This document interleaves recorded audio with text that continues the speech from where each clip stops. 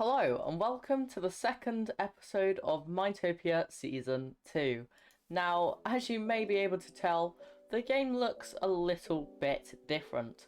Well, that is because for today's episode I'm going to be trying out using some shaders and just kind of seeing how it goes, because let's be real, this looks a lot better than this. This doesn't look too good, and I just think that using the shaders looks a little bit nicer. So we're going to try this out, see how it goes, and see how my FPS is affected. At the moment it's not too bad, but it may change in the future. We'll kind of see how it all goes. But before we get into it, I just want to say sorry this video is out like a week and a half late. I ended up going on holiday for a week and I had planned to schedule this video to come out at its usual time, but I hadn't quite finished editing it and I didn't want to upload a half-finished video because that would just suck. But anyway, our schedule is back to normal now, so I'll be uploading every Saturday again. That's all I've got to say. Enjoy the video. Well, let me just get you up to date on what's happened in between this episode and the last episode, because obviously this is a server, things change. I can't just like not play for 3 days while I edit a video. I've kind of got to play things in the background. So the first thing you'll notice is that we have full diamond armor now. I basically went mining for about 20 minutes just to get the last 5 diamonds that we needed to get full diamond armor, so we did that, and then I also got some spare for diamond tools and we enchanted those using our enchantment table just behind us. Apart from that, we started to breed some more villagers, and that's about all we've done. But now that we've bred the villagers, we need a place to keep them, so I'm going to start work on designing some sort of villager trade hall thing. We probably won't finish it, but I'm going to start designing it and then we will cut ahead to whenever it's done, so I'll pass it on to future me, I guess. And we have the basis of the design kind of up and running. This is kind of what I'm going with. It's looking okay. It's not done, and it's certainly not the best. But I'm pretty bad with villager trade halls. I never really know what to do with them. I think they all end up kind of looking the same. But we've kind of got the design started.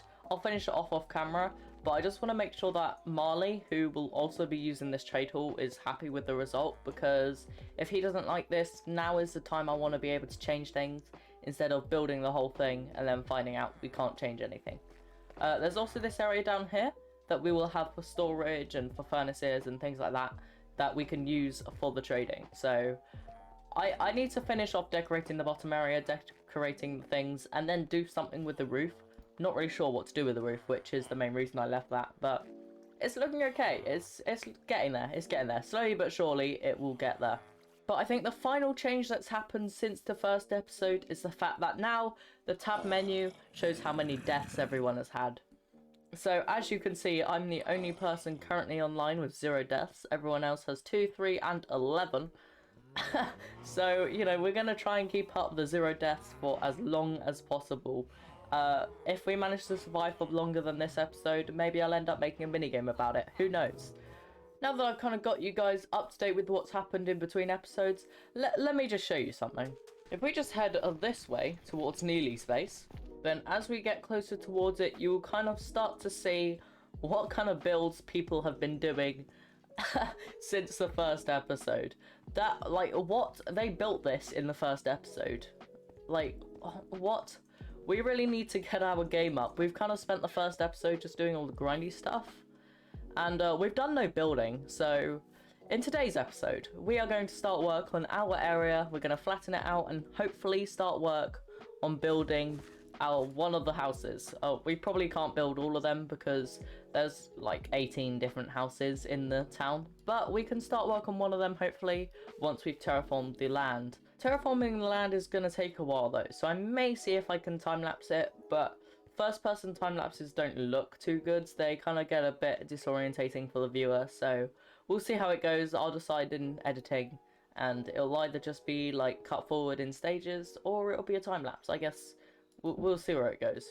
Also, by the way, this whole process of me trying to find Neely's base and then get there and get back, it's taken me about 15 minutes, and that was like 2 seconds of the video, so please subscribe. And as you can see behind me, our area is not looking as good as Neely's. We kind of spent the first episode focusing on all the grindy stuff and setting up villages so that we would have enough books in order to create a bookshop as soon as possible, which we will be doing soon. But we need to focus on this area, try and get some builds done, try and just terraform it all really, get started on something, because at the moment it just looks like I've cleared out some trees, built a wall and then left it, which I don't really want. So maybe I'll time-lapse this, maybe I'll just cut ahead, depends what it looks like in first person. First person time-lapses suck really, so we'll see what it turns out like. Let's go.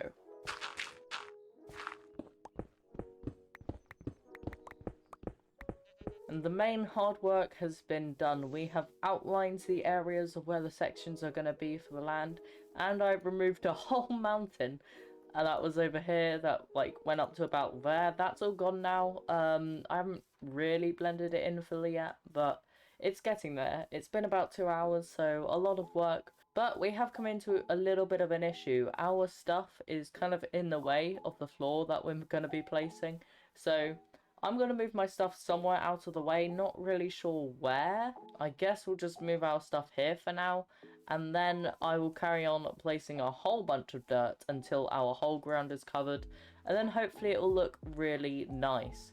Also, anything that's this Y level or below, just ignore it. It isn't going to be grass, and I'm just kind of leaving it for now because it's going to be a whole bunch of blocks that I haven't actually got yet.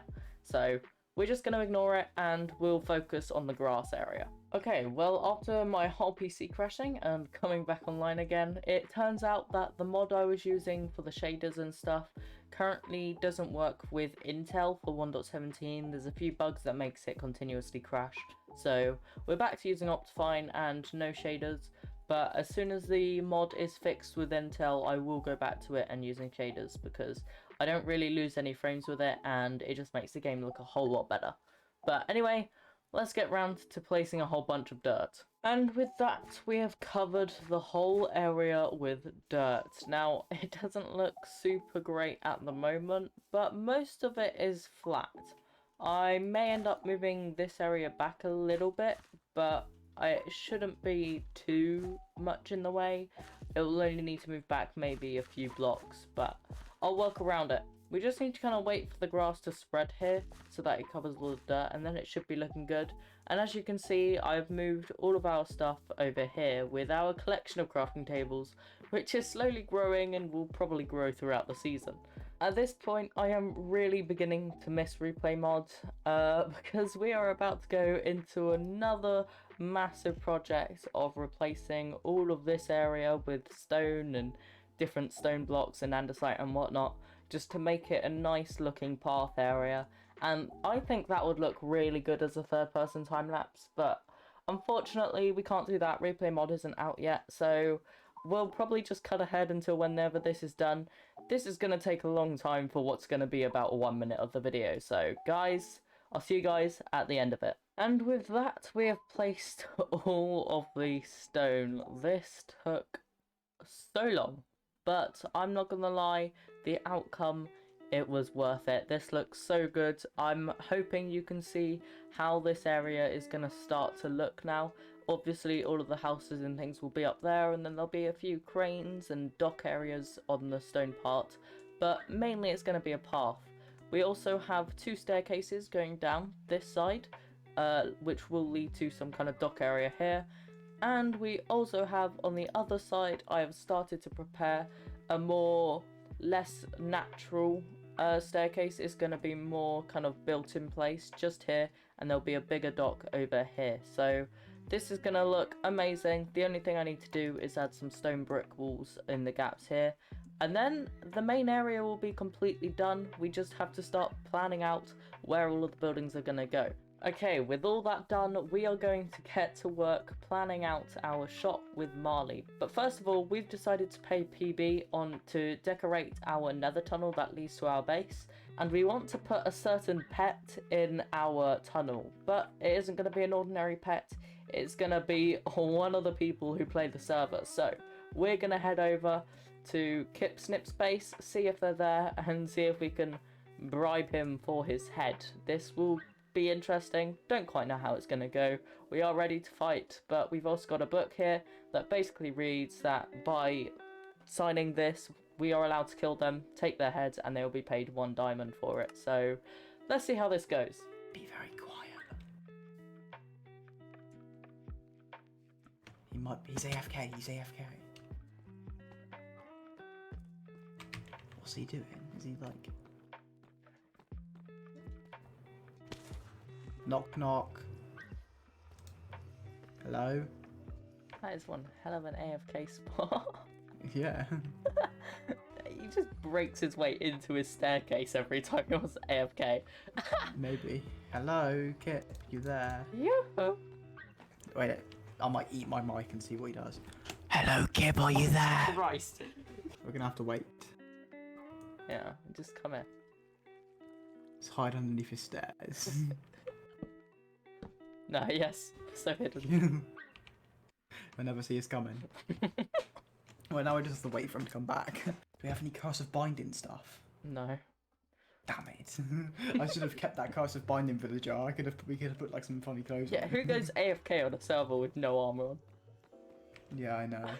Oh, let's just explore his base while we wait. May as well. Nothing else to do. Some floating torches. Is that you in real life? Yes, exactly. When he comes back, is he like, what is this? Oh, that's great. We waited for about an hour, but Kip never came back, so I decided to just move on with life. Alrighty, so I think Kip Snip has actually gone AFK overnight for them, so they're not going to be online, and we're just going to leave it for now and get work on another project. I do want to start building the shop that we're going to have with Marley, but he's not online right now. That's a wall. Okay. He's not online right now, so we are going to get started on planning a... Oh my god, another wall. So we are going to get started on planning some sort of minigame that I had in mind. So I don't know if I told you guys in episode 1, but if we click tab we can see numbers. That shows everyone how many deaths each of us have had. I've had 2, all from today, because I died to an iron golem, and then I died from falling like 100 blocks. It wasn't fun. But, so yeah, we're now on 2 deaths. I'm pretty sure Marley is on 1. The Kip Snip is on 1. Giovanni is on 6. I'm not quite sure what happened there. They've had a bad day, I think. But I was thinking of creating a minigame where the person with the least amount of deaths by the end of it will get a reward. Obviously, if there's 2 people drawing, we may end up making it so that they have a duel. So a kind of fight to the death, and then the person who wins gets the stuff, because obviously then they'll have more lives, I guess. They'll have less deaths. But it's all kind of a work in progress. We're going to go grab some wood and set up some sort of board at spawn to let everyone know the rules. And so it's done. Welcome guys to Don't Die. Now I'm not going to read what's on the signs because I'm just going to say it out to you. Basically the idea is that this will run until, I think I said the 15th. It's somewhere here. Did I say the 15th? The game will run until the 8th of August, and basically the aim of the game is to die the least. In tab it tells us how many times everyone has died, and by the 8th of August the person who has died the least will have everything that is in this square here. Now obviously there's nothing here just yet, but I will be working on getting things, building up a whole load of diamonds, and obviously there's a 5 diamond enter fee that will be added to the pile here as well. So it will be really good rewards. I just need to spend the time grinding and getting a load of different blocks, but it will all be there. And for now we just need to quickly make a chest that everybody can put their names in, and I will fill up with paper that people can rename with an anvil on the other side here. But unfortunately that is all we got time for. We did also fight the Ender Dragon as a group, but my internet cut out as soon as we jumped into the end portal, so I don't have any footage of that, and we'll just have to fight the dragon solo in some sort of future episode. Also, replay mod is now out, so in the next episode we'll do a bunch of work on our base and I'll time-lapse it all so that you guys can finally start to get a gist of what we're going to be doing in our town area. But guys, thank you all for watching. Make sure to check out some other videos, see if you enjoy them, subscribe if you haven't already, and also check out the link in the description for my Twitch, TikTok, and a load of other socials. Goodbye!